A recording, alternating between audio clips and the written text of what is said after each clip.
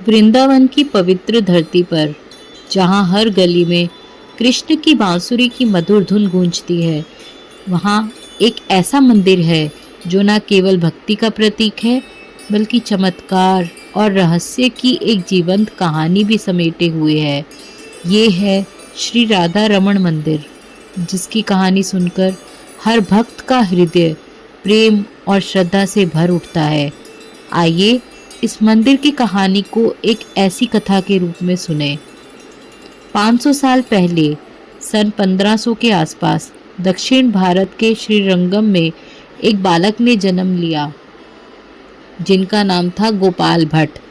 छोटी सी उम्र में ही उनके हृदय में भगवान विष्णु के प्रति असीम प्रेम जाग उठा।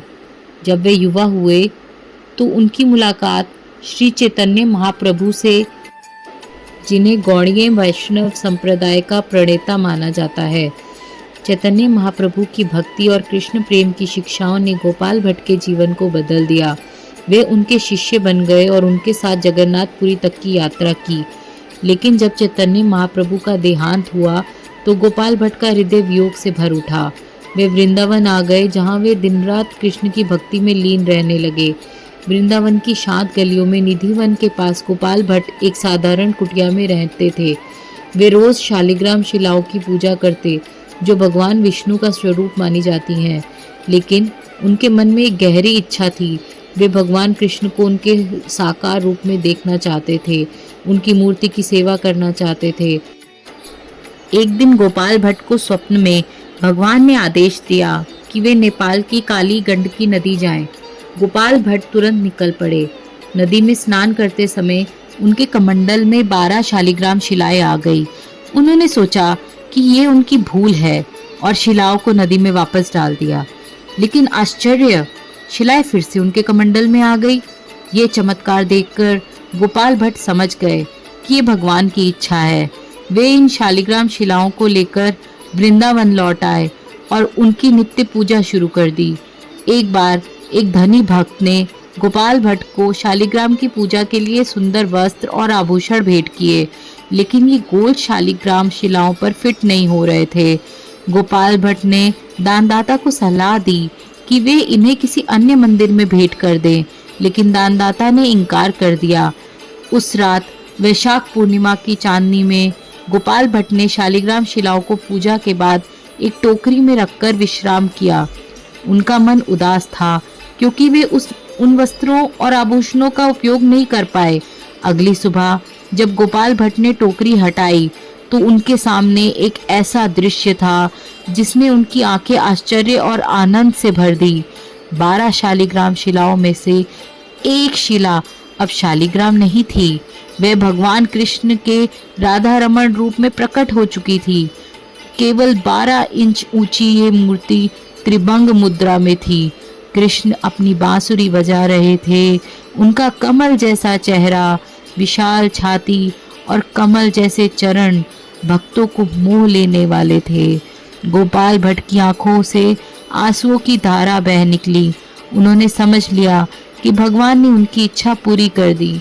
यह मूर्ति किसी शिल्पी की कृति नहीं थी, यह स्वयं भगवान का प्रकट रूप थी। सन 1542 में गोपाल भट्ट ने इस स्वयं प्रकट राधा रमण जी की मूर्ति की स्थापना की। शुरुआत में पूजा एक साधारण कुटिया में होती थी, लेकिन बाद में सन 1588 में एक भव्य मंदिर का निर्माण हुआ। मंदिर का डिज़ाइन एक घर जैसा था, जिसमें एक आंगन और गोस्वामी परिवार का निवास शामिल था। वह सादगी भक्ति का प्रतीक था। गोपाल भट्ट ने राधा श्याम जी की सेवा का दायित्व अपने वंशजों को सौंपा और आज भी 35 गोस्वामी परिवार, जिनमें से 5 मुख्य वेदी की सेवा करते हैं, इस परंपरा को निभा रहे हैं। राधा रमण मंदिर में एक विशेष परंपरा शुरू हुई। मंदिर की रसोई में गोपाल भट्ट ने वैदिक मंत्रों से एक अग्नि प्रज्वलित की थी। यह अग्नि पिछले 500 वर्षों से बिना रुके जल रही है। ना कभी माचिस का उपयोग हुआ, ना कोई आधुनिक साधन। इस अग्नि पर आज भी राधा रमण जी का प्रसाद तैयार होता है, जिसे भक्त बड़े चाव से ग्रहण करते हैं। राधा रमन जी की मूर्ति अपने आप में एक रहस्य है। वैज्ञानिकों ने इसकी जांच की और इसे मानव निर्मित बनाना असंभव बताया। इसकी रहस्यमयी मुस्कान और जीवंत आंखें भक्तों को ऐसा आभास देती हैं मानो भगवान स्वयं उनके सामने खड़े हैं। एक और अनोखी बात यह है कि मंदिर में राधा जी की कोई अलग मूर्ति नहीं है। राधा रमन के बाईं ओर राधा का प्रतीकात्मक रूप एक मुकुट या गहना रखा जाता है। गौड़ीय वैष्णव परंपरा में यह माना जाता है कि राधा रमन में राधा और कृष्ण दोनों समाहित हैं। ऐसा भी कहा जाता है कि राधा रमन जी के दर्शन से वृंदावन के 3 प्रमुख देवताओं गोविंद, गोपीनाथ और मदन मोहन का दर्शन एक साथ हो जाता है। उनकी मूर्ति में इन तीनों की विशेषताएं कमल जैसा चेहरा, विशाल छाती और कमल जैसे चरण दिखाई देती हैं। 17वीं शताब्दी में जब औरंगजेब ने वृंदावन पर हमला किया था तो कई मूर्तियों को जयपुर ले जाया गया, लेकिन राधा रमन जी की छोटी मूर्ति और मंदिर के साधारण घर जैसे डिज़ाइन ने इसे छिपाने में मदद की। यह मूर्ति कभी वृंदावन से बाहर नहीं गई और आज भी यह भक्तों के लिए आकर्षण का केंद्र है। मंदिर के अनोखे रंग, उत्सव और परंपराएं। राधा रमन मंदिर में हर दिन एक उत्सव जैसा होता है। सुबह मंगला आरती के समय जब राधा रमन जी को चंदन और फूलों से सजाया जाता है, भक्तों का मन प्रेम से झूम उठता है। वैशाख पूर्णिमा को जब राधा रमन जी के प्रकट होने की तिथि मनाई जाती है, मूर्ति को 500 लीटर दूध से स्नान कराया जाता है। जन्माष्टमी, राधाष्टमी और चंदन यात्रा जैसे उत्सवों में मंदिर भक्तों की भीड़ से गुलजार रहता है। मंदिर में रोज़ ब्रज रसिया गीत और कीर्तन गाए जाते हैं जो भक्तों को कृष्ण की लीलाओं में डुबो देते हैं।